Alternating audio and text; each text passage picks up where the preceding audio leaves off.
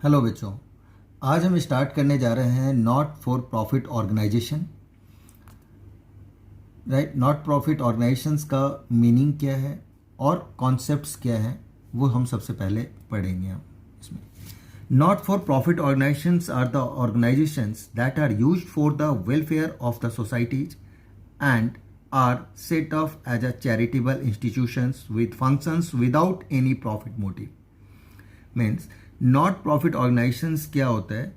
एक ऐसा ऑर्गेनाइजेशन जो सोसाइटी के वेलफेयर के लिए काम करता है, जो अपना चैरिटेबल इंस्टीट्यूशंस बनाते हैं, जिनका मोटिव होता है लोगों को सर्विस प्रोवाइड करना, उनका प्रॉफिट अर्न करना मोटिव नहीं होता। विदाउट एनी प्रॉफिट मोटिव वो फंक्शंस करते हैं। ठीक है, तो इसे हम नॉट फॉर प्रॉफिट ऑर्गेनाइजेशन इसीलिए कहते हैं। एग्जाम्पल्स हम लेते हैं, जैसे हमारा क्लब हो गया, चैरिटेबल इंस्टीट्यूशंस हो गई, स्कूल्स हो गया, चैरिटेबल हॉस्पिटल्स हो गए, एक्सेट्रा। ये इसके एग्जाम्पल्स हैं। राइट, नेक्स्ट पॉइंट है आपका बेटा कि not for profit organisation also known as the non profit organisation, जिसको हम एनपीओ भी कहते हैं। राइट, तो ये आपका नॉट प्रॉफिट ऑर्गेनाइजेशन है, जिसको हम नॉट फॉर प्रॉफिट ऑर्गेनाइजेशंस भी कहते हैं और शॉर्ट में हम इसको एनपीओ कहते हैं। ठीक है, अब एनपीओ चलाया कैसे जाता है, एनपीओ वगैरह का फंड्स कहां से आता है जिससे ये रन करते हैं। ठीक है, तो fund received by not for profit organisations में भी उनको कहां से मिल सकता है? डोनेशंस के थ्रू, मेंबरशिप फीस और एंट्रेंस फीस के थ्रू। ये मेंबरशिप फीस क्या होता है? जब कभी भी हम किसी क्लब वगैरह का होता है तो हमें मेंबरशिप लेना होता है, तो हमें उसके लिए क्या होता है, फीस देनी होती है, या वो एनुअली हो या मंथली हो, या पर डे के हिसाब से। एंट्रेंस फीस वगैरह भी इसी तरह से, क्लब वगैरह में कई बार आपको जाना है तो एंट्रेंस फीस देना पड़ता है। हाँ, या स्पोर्ट्स क्लब में जाना है, कई जगह आपने देखा होगा स्पोर्ट्स कॉम्प्लेक्स है उसमें जाना है, या जिम है उसमें जाना है। ठीक है, जो डीडीए वगैरह के थ्रू बनाया जाता है तो उसमें भी आपको एंट्रेंस फीस लगता है। आप रेगुलर बेसिस पे जाके एंट्रेंस फीस देके आप कर सकते हैं। तो ये चीज़ें रेगुलर बेसिस पे वहाँ से उसको फंड रिसीव होता है। सब्सक्रिप्शंस क्या होता है कि कुछ मेंबर्स होते हैं नॉट प्रॉफिट ऑर्गेनाइजेशंस के, उनको अपनी मेंबरशिप कायम रखने के लिए क्या होता है कि कंट्रीब्यूट करना पड़ता है एक पर्टिकुलर अमाउंट, जो मंथली बेसिस पे भी हो सकता है और एनुअली बेसिस पे हो सकता है। ठीक है, तो वो जो कंट्रीब्यूट करते हैं उसको हम सब्सक्रिप्शंस कहते हैं। तो इसके थ्रू भी आपको पैसे मिलते हैं, हाँ, नॉट प्रॉफिट ऑर्गेनाइजेशंस को। कई बार क्या होता है, कोई काम आपको करना है लेकिन आपके पास फंड अवेलेबल नहीं है उतना जितने का वो वर्क है। सपोज करो एक बिल्डिंग बनानी है, या फिर आपको लाइब्रेरी बनानी है आपको, हाँ, या फिर आपका एक जिम, क्लब में एक जिम बनाना है और उसमें कुछ इक्विपमेंट्स वगैरह लाने हैं, जिम बना हुआ है, इक्विपमेंट्स लाना है, तो हम में नहीं है तो हम क्या करते हैं, एज ए एनजीओ हम लोन लेते हैं बैंक से। ठीक है, अब बैंक से हम लोन लेके भी, तो वहाँ से भी हमें फंड्स रिसीव होता है, यानी एज ए लोन। बाद में हम फिर उसको, जब हमारा डोनेशंस या फिर सब्सक्रिप्शंस के थ्रू पैसे आते हैं तो हम उसको पे कर देते हैं। नेक्स्ट पॉइंट है ग्रांट्स। ग्रांट्स आपका क्या होता है, जब आप अच्छे लेवल पे वर्क करने लगते हो, गवर्नमेंट वगैरह आपको ऑथराइज करता है, तो आपको सेंट्रल गवर्नमेंट या फिर स्टेट गवर्नमेंट के थ्रू आपको ग्रांट्स मिलते हैं। ठीक है, या फिर कुछ अच्छे इंस्टीट्यूशंस के थ्रू, हाँ, रिनॉल्ड इंस्टीट्यूशंस के थ्रू भी आपको ग्रांट्स मिलता है, जिसके जहाँ से आपको ये फंड रिसीव होता है बेटा। ठीक है, तब हम इसे चलाते हैं। नेक्स्ट आपका है फीचर्स और characteristics of not for profit organisation.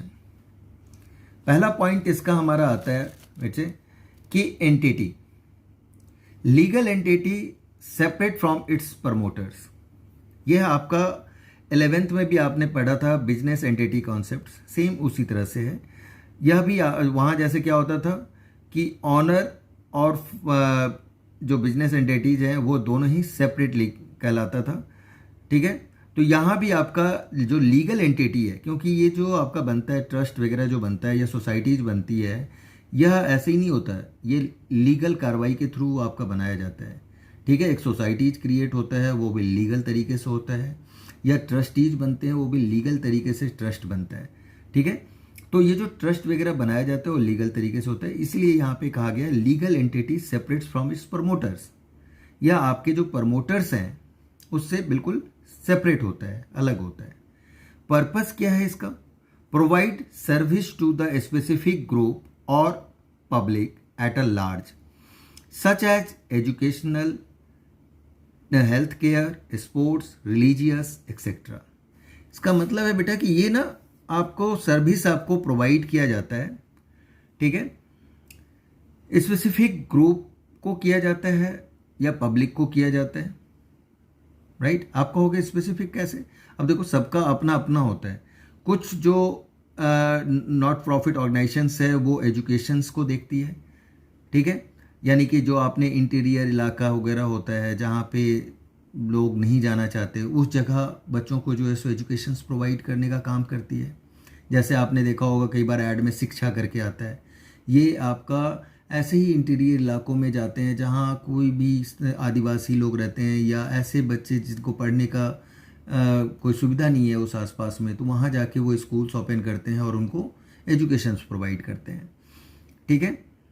Health care कुछ ऐसे जहाँ पे आपको चैरिटेबल्स हॉस्पिटल्स वगैरह बनाया जाता है और वो लोगों को वैल्यू देती है। तो एक स्पेसिफिक ग्रुप या पब्लिक्स को वो देखती है। ऐसा नहीं है कि एक एनजीओ हर टाइप के कोई काम करती है, सभी एनजीओ का या अलग अलग पर्पस होता है, यानी नॉट फॉर प्रॉफिट ऑर्गेनाइजेशन का अलग अलग पर्पस होता है, अलग अलग लोगों की हेल्प के लिए वो काम करती है। कुछ ऑर्गेनाइजेशंस स्पोर्ट्स को देखती है, कुछ ऑर्गेनाइजेशंस रिलीजियस यानी धर्म वगैरह का, ठीक है। आप देखते होंगे बहुत सारे अलग अलग, हमारे यहाँ तो बहुत सारे धर्म्स हैं हमारे कंट्रीज में, उन सब के लिए भी आपका वर्क करता है पर्टिकुलर धर्म को चलाने के लिए, वो भी आपका एनजीओ के अंदर ही आता है, राइट बेटे। फिर हम आते हैं थर्ड पॉइंट, ऑनरशिप। ऑनरशिप हमारा क्या है?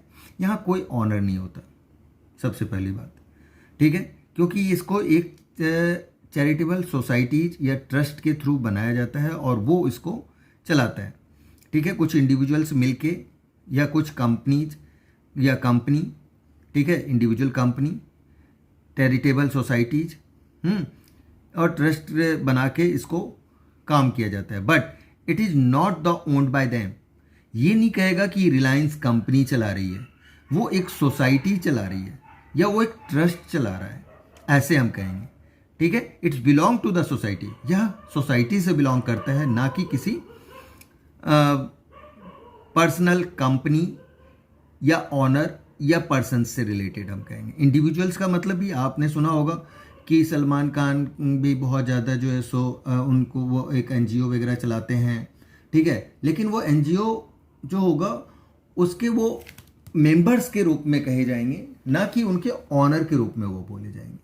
वो ऑनर नहीं होंगे वहाँ के वो मेंबर होंगे या ट्रस्टी के रूप में होंगे या मैनेजिंग कमेटी में वो होंगे।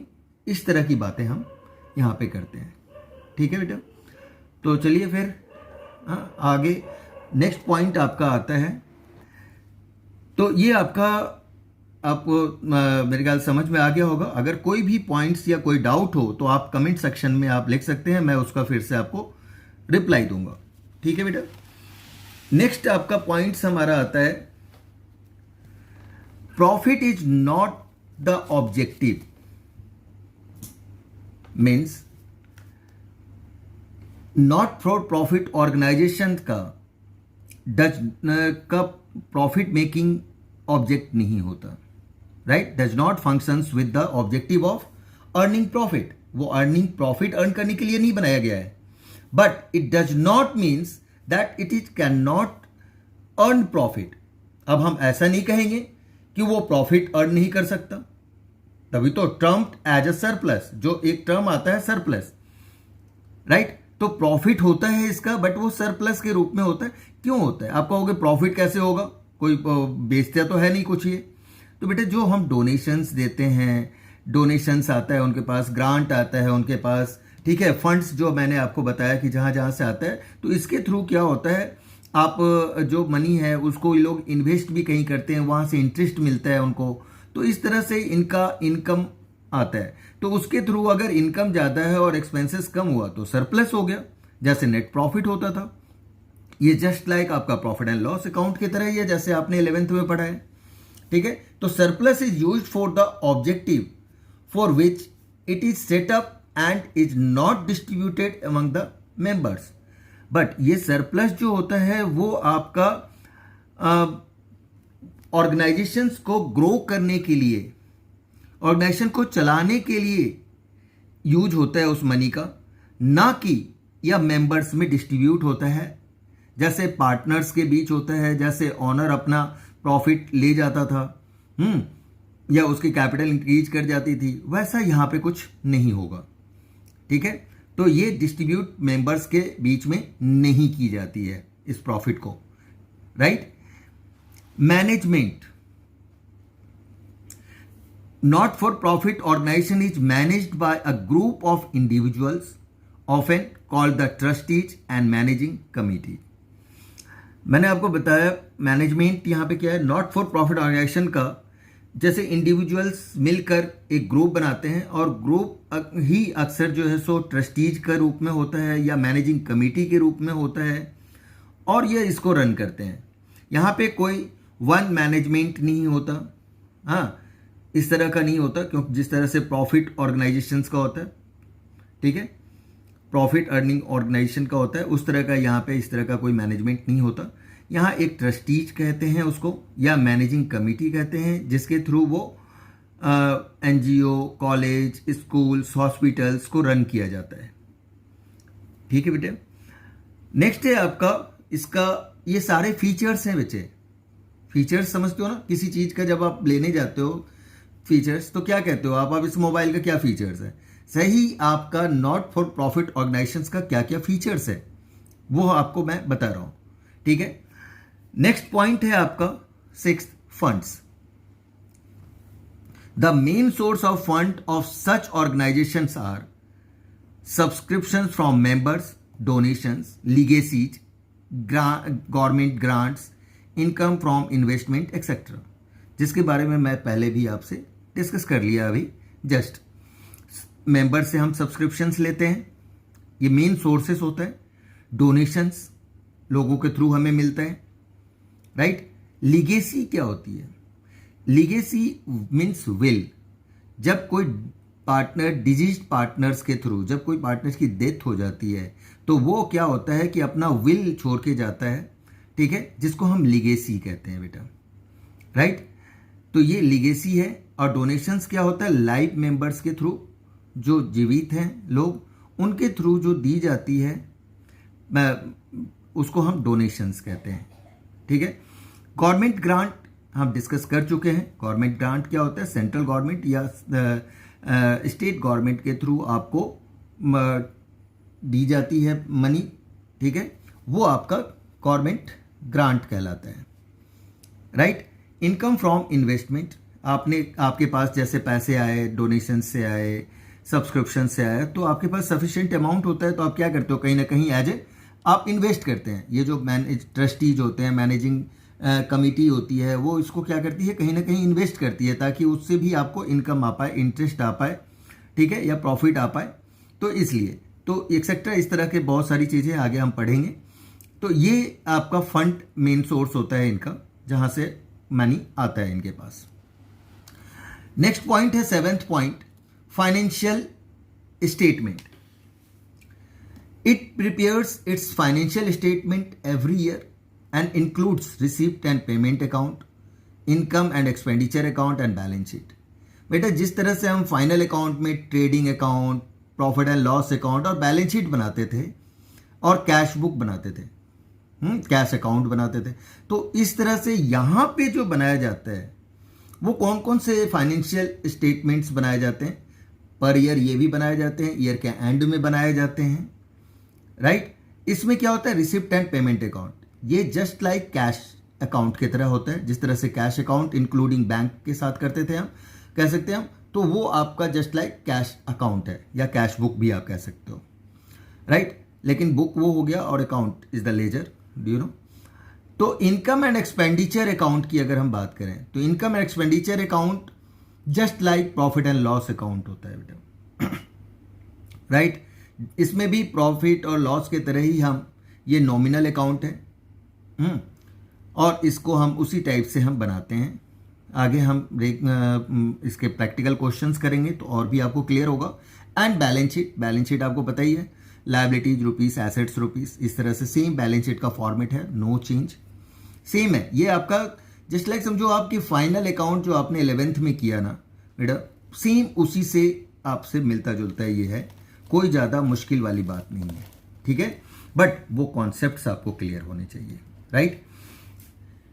अब हम नेक्स्ट इसका डिफरेंसेस की बात करें हम, तो difference between the not for profit organisation and profit earning organisations.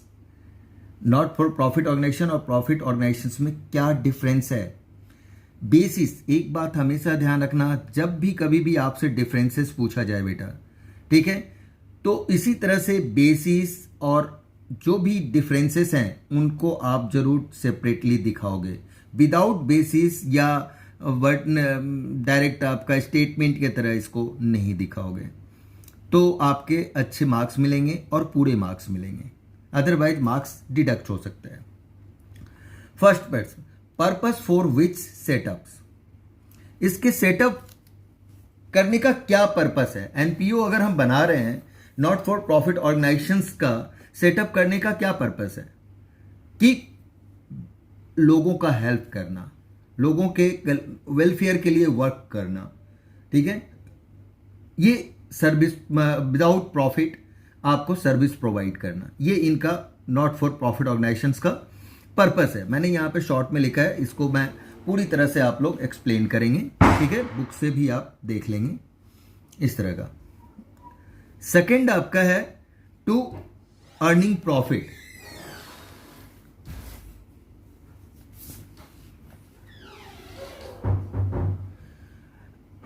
लेकिन प्रॉफिट अर्निंग ऑर्गेनाइजेशंस का क्या स्टेप्स है कि वो आपका जो है सो प्रॉफिट अर्न करने के लिए वर्क करता है। उनका जो पर्पस है प्रॉफिट अर्न करना, ठीक है, सेल करना, तो उसमें प्रॉफिट ऐड करके आपका सेल किया जाता है।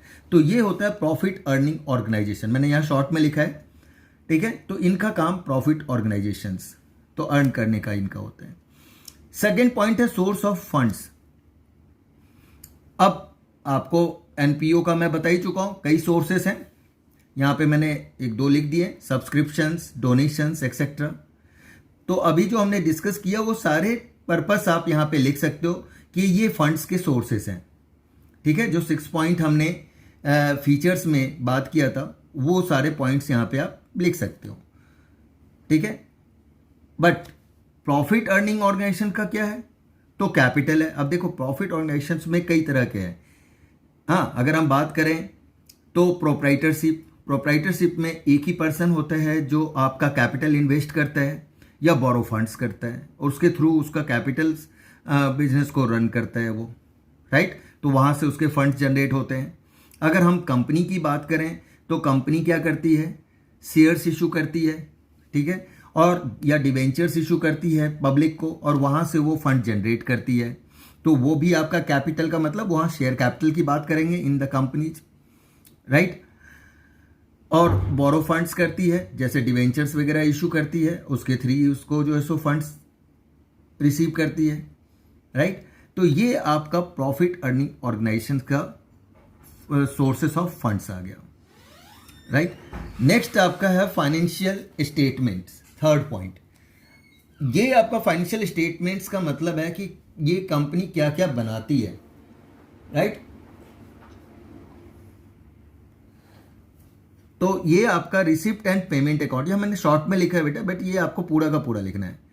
ये रिसिप्ट एंड पेमेंट अकाउंट बनाती है, इनकम एंड एक्सपेंडिचर अकाउंट बनाती है एंड बैलेंस शीट बनाती है। तो नॉट फॉर प्रॉफिट ऑर्गेनाइजेशन ये तीन अकाउंट नहीं कहेंगे, अकाउंट दो हैं और एक स्टेटमेंट जिसको हम बैलेंस शीट कहते हैं। तो ये तीन चीजें बनाती है।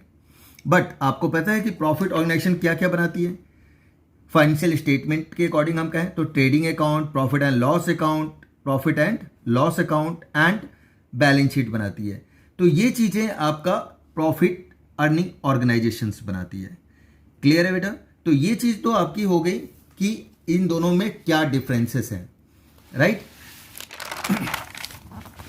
नेक्स्ट पॉइंट हमारा आता है